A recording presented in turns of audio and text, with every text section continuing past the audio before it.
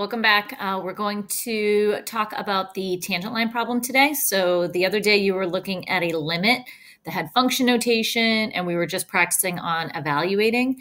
Now we're going to talk about what that limit actually represents. And it's a pretty big essential calculus topic that we deal with. So we'll introduce that as well. So when we're talking about slope, most of the time we're talking about the slope of a line, okay? And it's given by change in y over change in x, delta y over delta x, y2 minus y1 over x2 minus x1, however you want to compute it, all right? But you have 2 points, and you compute the slope by taking the difference of the y's over the difference in the x's. Now, a linear function has a constant slope, but when you're talking about a curve, you have a slope that is constantly changing, which we call a variable slope. All right, so the question is, how do we find the slope of a curve at a given value of x, okay? And this is where the idea of a tangent line comes in. So when we have a curve, if we want to find the slope at a given value of x, we're going to draw the tangent line at that value of x. But the problem comes into play when we're trying to compute the slope, because to compute slope, we technically need 2 points. And a tangent line touches the curve at only 1 point. Okay, so how are we going to get around that? So let's start with a very basic function. All right, f of x equals x squared, which is your basic parabola that opens up, vertex at the origin. And we want to find the slope at 1, 1. And we can approximate that slope by finding the slope of the secant line through the point 3, 9. Okay, so the slope of a tangent line is different than the slope of a secant line. A secant line crosses the curve at 2 points. So visually, this is what's happening. We've got our quadratic, we've got our point 1, 1, and then another point on the curve is 3, 9. So this line is the secant line. All right, it's not the tangent line, but it's the secant line. But now we have 2 points, so we can compute the slope.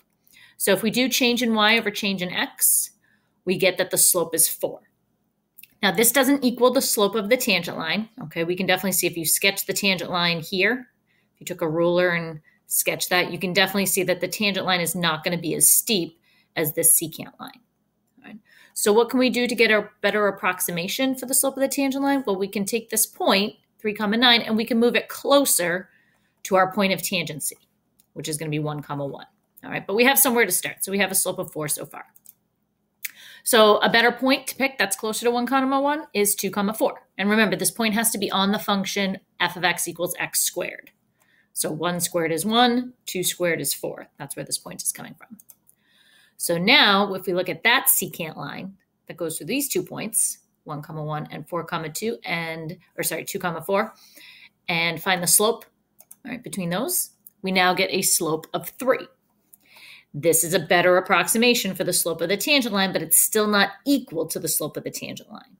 Okay, again, if you sketch that tangent line, it seems a little less steep than this secant line, but we're getting somewhere. So we had a slope of 4, now we had a slope of 3. Let's pick a point that's now closer. Even though there's not an integer point, there are an infinite number of values that fall between 1 and 2. So you can pick as many points as you need to try to find the slope. So let's try 1.5. 2.25. So we got this by doing 1.5 squared. All right, so this is a point on the curve, but we still have the 1, 1 because that's where we're trying to find the slope. All right, so now we can start to see the secant line is starting to look more and more like the tangent line the closer these points get. If we compute the slope here, y2 minus y1 over x2 minus x1, we get a slope of 2.5. So our first secant line gave us a slope of 4. Then we had a slope of 3. Now we have a slope of 2.5. All right, so the idea is we want to try to see what we're getting closer and closer to as this secant line becomes closer and closer to the tangent line. All right, so now let's pick another point that's closer. So 1.1, 1.21. All right, we get that by squaring the 1.1, and we'll get a better approximation. So now visually, this is what's happening. So the point, again, it's moving closer to 1, 1. We're going to do change in y over change in x. And we get a slope of 2.1. And as you can see, this is becoming really close to the tangent line. Okay, it almost looks like the tangent line. It almost looks like it's only touching this curve at 1 point, even though technically it's crossing at 2. So the question is, what does the value of the slope seem to be approaching as the points get closer? So we had 4, then we had 3, Then we had 2.5. Now we have 2.1. And if you wanted to get even closer, all right, if you wanted to pick like 1.01, I think you end up getting the slope is 2.01. So what we can see is that the slope of the tangent line at y equals x squared at the point 1, 1 is 2. Now, we haven't technically proven that, but we've basically shown that that's what this value seems to be approaching. And that's where the concept of a limit's going to come in. All right. So let's get our formula by generalizing. So let's say we have a graph. We're just going to call it y equals f of x, even though we know this is some quadratic, or it could be part of a cubic or fourth degree polynomial. But we're just going to call it generally y equals f of x. And let's identify a point here. Okay, we're going to not call it 1 comma something. We're just going to call it a comma f of a. All right, because it doesn't have to be at 1. We don't really know what this scale is. All right, so I'm just going to call this point a comma f of a. Now what we're going to do is we're going to take a point to the right of that by moving over h units. All right, we're just generalizing as much as we can. So that distance is h. So now our new x coordinate here, we started at a and then we moved to the right h. So that would be a plus h. And then the value of the y function, or the y value, would be the value of the function at a plus h, which would be f of a plus h. All right, so again, we're just trying to keep it as general as possible. So we've got our point, and then we've got our point to the right. And now we're going to calculate the slope of the secant. So the secant line, right, the line that goes through both points, the slope would be change in y over change in x. So f of a plus h minus f of a, so that's the difference in the y values, over a plus h minus a. And this we can actually simplify because the a's will cancel and we'll get just h. You're not allowed to distribute the f of. Okay, this is not multiplication, this is function notation, so that's not something you're allowed to do. All right, but here, since there's no function notation, we can combine like terms and we get h. So what we want to do to find the slope of the tangent line is we want this point to move as close to this point as possible, which means we want the value of h to get smaller and smaller and smaller. And ideally, we want h to equal 0. But we can't let h equal 0 because then for the slope of the secant, we're going to get 0 over 0. So instead of letting h equal 0, this is where the concept of a limit's going to come in. We're going to let h go to 0. And that will give us the slope of the tangent line formula. All right. So the slope of a tangent line to a curve, any function y equals f of x, at a point, just call it a comma f of a, can be found by evaluating this limit. So it's the limit as h goes to 0, f of a plus h minus f of a all over h. This is the slope of the secant line, but the second you put this limit out in front, we now get the slope of the tangent line. And these were the limits that we were evaluating in the last assignment. So now you know what this limit can represent. Okay, so now let's do a couple of examples and then we'll introduce the concept of the derivative. Okay, so we've got a function x squared plus 3. We want to find the slope of the tangent line to the function when x equals 1. So this is our a value. All right, we want to find the slope when the x value is 1, so that's going to be a. So in our formula, we're just going to replace a with 1. All right, so that's going to be your first step. So we've got the limit as h goes to 0 of f of 1 plus h minus f of 1 over h. The next step is to get rid of the function notation. So we need to figure out what f of 1 plus h is. We need to figure out what f of 1 is and then substitute. So f of 1 plus h, we have to use the function, replace x with 1 plus h. So we get 1 plus h squared plus 3. And then we're just going to simplify it off to the side. Don't try to do it in the fraction because it can get a little messy. Just go off to the side and do your work. 1 plus h squared is 1 plus 2h plus h squared. And then we still have the plus 3. Combine like terms. And if you want, you can put it in standard form. We get h squared plus 2h plus 4. Then we also need to evaluate f of 1. So we replace x with 1, and we get f of 1 equals 4. Now we can go back and substitute it into the formula. So f of 1 plus h is h squared plus 2h plus 4 minus f of 1, which is 4, all over h. Now, if you tried to do direct substitution at this point, if you tried to replace h with 0, you're going to get 0 over 0, which means we have to use one of our simplifying techniques. So what we can do is we can combine like terms in the numerator. The 4s are actually going to cancel. And we get h squared plus 2h all over h. And again, we'd still get 0 over 0 if we tried to do direct substitution. But we can use our factoring technique because the top is factorable. The GCF is h. So we can factor out an h. We get h plus 2. Now these h's will cancel, and that will eliminate our 0 over 0 issue. And we can do our direct substitution, and we get 2. So the slope of the tangent line to the function x squared plus 3 when x equals 1 is 2. So let's see what that looks like. So here's our graph, x squared plus 3, and there's our tangent line. And the slope of that tangent line is 2. And we can see that here. Up 1 over 2, or sorry, up 2 over 1, up 2 over 1, up 2 over 1. Now, if we think about the one that we started with, the graph of just y equals x squared when x equals 1, we said that the slope of the tangent line at 1, 1 was going to be 2, and we're getting the same slope here. The reason why is because we're just shifting the graph of x squared up 3 units. Right, we didn't shift it left or right or change the size, so that's not going to affect the steepness of the curve.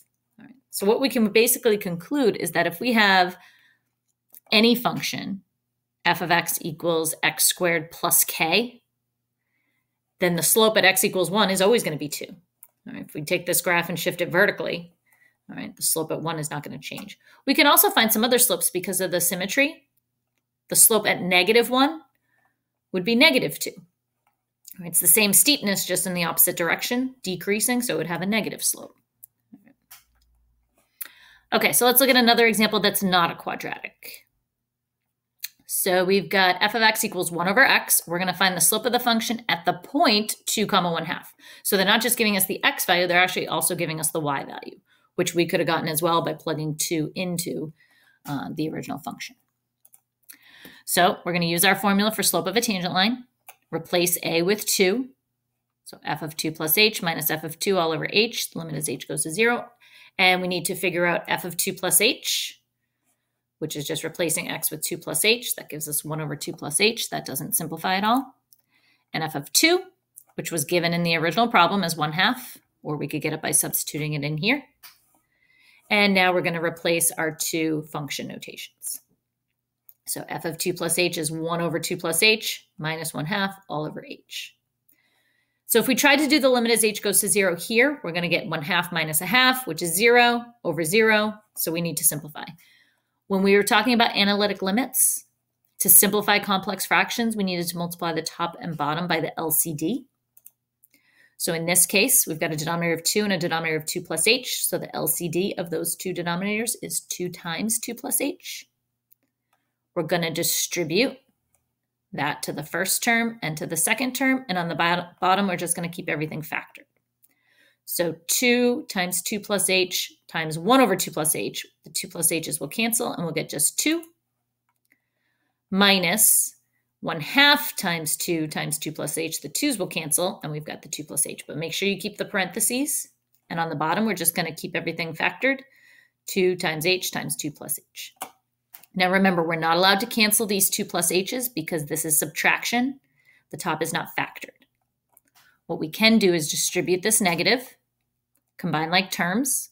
So the 2's will cancel. We'll be left with negative h on top, and the bottom remains the same. But now we can cancel because now the top is in factored form. It's written as multiplication. The h's will cancel. That will give us negative 1 over 2 times 2 plus h. And now once the h's cancel, you're no longer going to have the 0 over 0 issue, and you can take h and replace it with 0. And that will give us our slope, and the slope of that is negative 1/4. So let's take a look at the graph and see. The graph of 1 over x is this red curve right here, this red hyperbola. And at the point 2, 1/2, if you drew the tangent line, it is negative because the function's decreasing, but it's not decreasing very quickly. It's a pretty narrow slope, so that's why we get a slope of negative 1/4. And you can even test it if you look at 2 points. Here, we're going to go down 1 to the right, 1, 2, 3, 4, down 1 to the right, 1, 2, 3, 4, and so on. Okay, so now let's introduce the concept of the derivative, which is basically what we've been finding. We've just been finding the value of the derivative. The derivative function would be found by using this formula. Right? So f prime of x, which is noted as the derivative, so this symbol, we read it as prime, f prime of x. It means the first derivative of the function, x, f of x. All right, so f prime of x is the derivative of f of x. And it can be found by doing this limit, which is exactly the limit we've been doing, but now instead of replacing x with a number a, we just leave x as a variable. Right. So we do the limit as h goes to 0 of f of x plus h minus f of x all over h. And we tend to use this a lot more if we're trying to find numerous slopes. So if we don't want to find one slope at a specific point, if we wanted to find a lot of different slopes, or if we wanted to determine, when is the function increasing, when is it decreasing, it's better to have the function as the derivative rather than a value. So let's look at this example. So now we've got the square root function. So it says find f prime of x. So that's that derivative function for f of x equals square root of x. And then we can use that to find the slope at 2 different points. So the reason why we have our formula is because if we wanted to do it using the A technique, we'd have to do 2 of the limits. We'd have to do one where A is 1 and the other one when A is 4, and that would be very time consuming. When we can just do it once and then use the 2 x values. So let's write out the formula. So this is our formula for f prime of x. So we're going to use this, but now f of x is going to be square root of x, so to replace our function notation,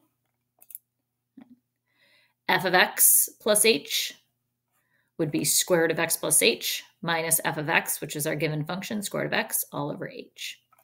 So if we try to do direct substitution at this point, you're going to get 0 over 0, square root of x minus square root of x all over 0. So what we need to do is try to simplify this. So since this one has radicals, we're going to use our rationalizing technique, which is to multiply the top and bottom by the conjugate, which the conjugate of square root of x plus h minus square root of x is going to be square root of x plus h plus square root of x. So here we go. We have our limit as h goes to 0, and now we're multiplying the top and bottom by the conjugate. So on the top, because they're conjugates, we only have to multiply firsts and lasts. So we get x plus h minus x. And on the bottom, we're just going to keep it factored. We're going to keep the h factored out. So x plus h minus x over h times square root of x plus h plus square root of x. So now nothing cancels because the top is not factored, but we can combine like terms on the top. X minus x will cancel, so that will leave us with just the h. Now we can cancel out the h's. This is why you want to keep the bottom factored, right? Because you can only cancel when you're in factored form. So once the h's cancel, now we can do our direct substitution. So we're going to replace h with 0. That will give us square root of x plus square root of x, which is 2 square roots of x on the bottom.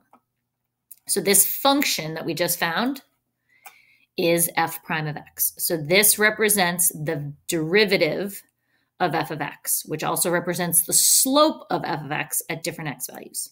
So at the very beginning of this lesson, we talked about how the slope of a curve is variable because it's always changing. This is the slope of the curve. And notice how it involves a variable.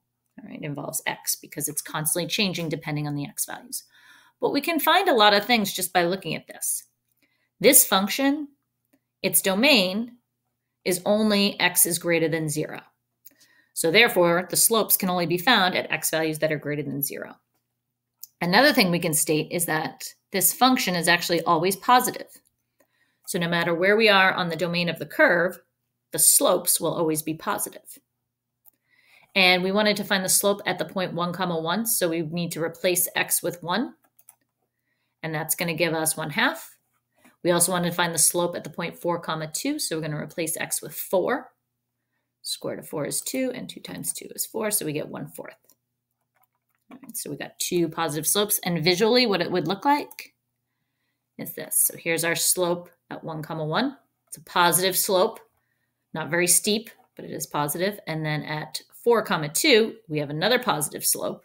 All right, and again, anywhere on this curve, we're going to have positive slopes. All right. But as x increases, we'll see the slope will get smaller and smaller, closer to 0, but always still positive. Okay, so for your assignment, all right, you're going to do these for any problems where you're computing the slope of a linear function. You shouldn't have to use a limit formula. You should already know how to find the slope of a linear function. And then the challenge question number 35, you need to find the derivative first and then use the derivative to answer the questions there. So it's not an impossible question, but it's something that I'd like you to try if you can. but it's not one that we went over in this video. So you might have to do a little extra thinking for that. All right. So if you don't do it, you're not going to lose credit, but it's just something that you might want to try because we are going to answer questions on that. Okay, so it's Wednesday. So this assignment is going to be due on Friday. Okay, and then I'll have something else for you. Obviously, we have Monday off for the long weekend, but then you'll have something posted for next week after Friday. So check back in on Friday, and that's when this assignment is going to be due.